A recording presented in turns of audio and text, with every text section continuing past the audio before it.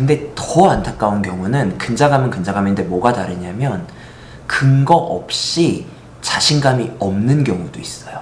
이런 경우가 사실 제일 안타깝죠.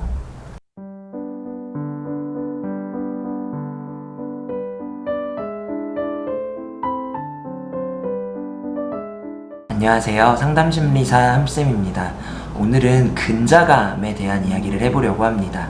근자감이라는 표현 아시죠? 근거 없는 자신감. 오늘은 이 근자감에 대해 이야기해 볼 건데 그 전에 좀 쑥스러운 어린 시절의 제 얘기를 하나 좀 하려고 해요.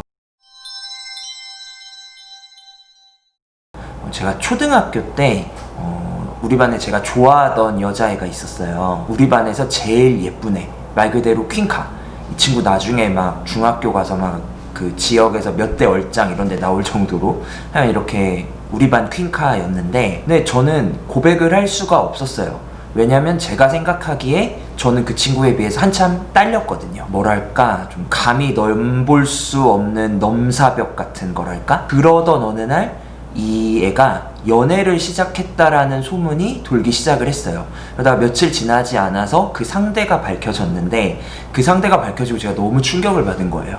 이 퀸카인 아이와 사귀게 된 아이가 이제 제 베프였는데요. 제가 왜 충격을 받았냐면, 되게 이상한 말이지만 그 당시 제가 보기에 얘가 나보다 딸리는 애였던 거야. 나보다 못생겼고 공부도 잘 못하는 것 같고 막 말도 재밌게 못하고 체육도 나보다 잘 못하고 막 그런 애였단 말이에요. 그러니까 저뿐만 아니라 그 반에서 이 둘이 사귄다는 것 자체가 되게 큰 이슈였어요. 아니, 그래서 제가 도저히 납득이 안 돼서 어느 날 얘한테 물어봤어요. 야, 너 대체 어떻게 걔랑 사귀게 됐냐? 어떻게 사귈 수 있었냐? 물어봤거든요. 했더니 얘가 했던 말이 진짜 파워당당하게 뭐 어떡하긴 어떡해, 그냥 고백한 거지, 이러더라고요. 자, 여러분, 저랑 이 친구의 차이는 뭐였을까요? 아주 단순해요. 이 친구는 용기를 냈고요, 전 용기를 못 냈어요. 그럼 이 용기를 낼 수 있고 낼 수 없고의 차이는 어디에서 왔을까요? 맞아요, 그 친구는 근자감이 있었고요, 저는 근자감이 없었던 거죠. 그때 저는 저를 그 친구에게 고백해도 될 정도로 괜찮은 사람이라고 믿지를 않았어요. 그러니까 자신감이 없었던 거죠. 왜? 근거가 없었거든요. 그 친구에게 고백해도 괜찮을 만큼의 충분한 근거가 저한테는 부족하다고 느껴졌던 거예요. 그래서 저는 그 친구한테 고백을 안 하는 게 너무나도 자연스러웠었어요. 근데 돌이켜 생각해보면 그때 제 친구는 본인 스스로를 고백해도 될 정도로 괜찮은 사람이라고 믿었던 것 같아요. 근거요? 그런 거 없죠. 말 그대로 그냥 한 거예요. 그냥 고백한 거예요. 그러니까 근거가 자기가 생각해봤는데 부족하다고 느꼈음에도 불구하고 고백을 하는 용기를 낸 게 아니라 그냥 근거를 고려하는 사고 과정 자체가 그냥 없었다는 거예요. 그러니까 무슨 말이냐면, 나는 얼굴이 요 정도 수준이고 공부는 요 정도 수준이고 이 정도 수준이니까 나는 고백해도 괜찮은 사람이야 라고 생각했다는 게 아니라 그냥 이런 생각의 과정 자체가 그냥 없었다는 거예요. 한마디로 나는 그냥 괜찮은 사람이라고 생각했다라는 거예요. 제가 이 어릴 적 제 이야기를 통해서 드리고 싶은 얘기는 자신감, 말 그대로 나를 믿는 거에 근거라는 건 필요하지 않다라는 거예요. 사실 세상에는 근거가 있어야만 할 수 있는 것들이 많이 있어요.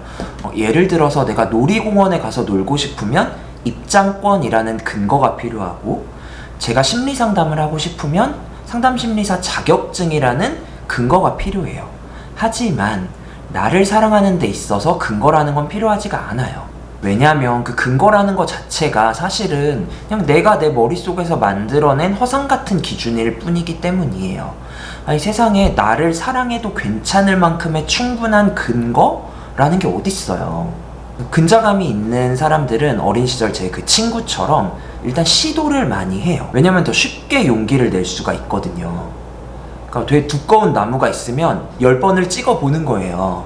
그렇게 시도를 많이 하다 보면 자연스럽게 보상을 얻을 가능성도 많아지고, 그러다 보면 없던 근거도 생기는 거죠.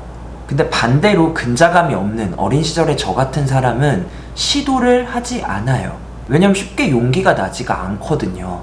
그러니까 마치 입장권이 없는데 놀이공원에 들어가야 될 것 같은 그런 상황인 거죠. 두꺼운 나무가 있으면 한 번도 내려 찍지 않아요. 나는 자격 미달이라고 생각하거든요.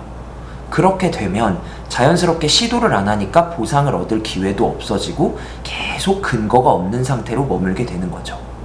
그리고 원래 근자감이라는 건 근거가 없이 자신감이 높은 걸 의미하잖아요. 근데 더 안타까운 경우는 근자감은 근자감인데 뭐가 다르냐면 근거 없이 자신감이 없는 경우도 있어요. 이런 경우가 사실 제일 안타깝죠.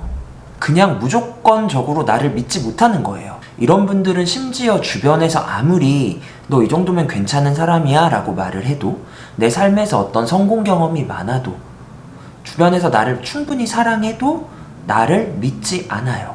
그냥 안 믿는 거예요. 근거가 아무리 충분해도 나를 믿지 못한다는 거죠. 이런 경우가 사실 제일 안타까워요. 사실 많은 분들이 나를 사랑하기 위해서 어떤 근거가 필요하다고 생각을 해요. 그래서 그 근거를 만들기 위해서 무진장 노력을 하면서 사시죠.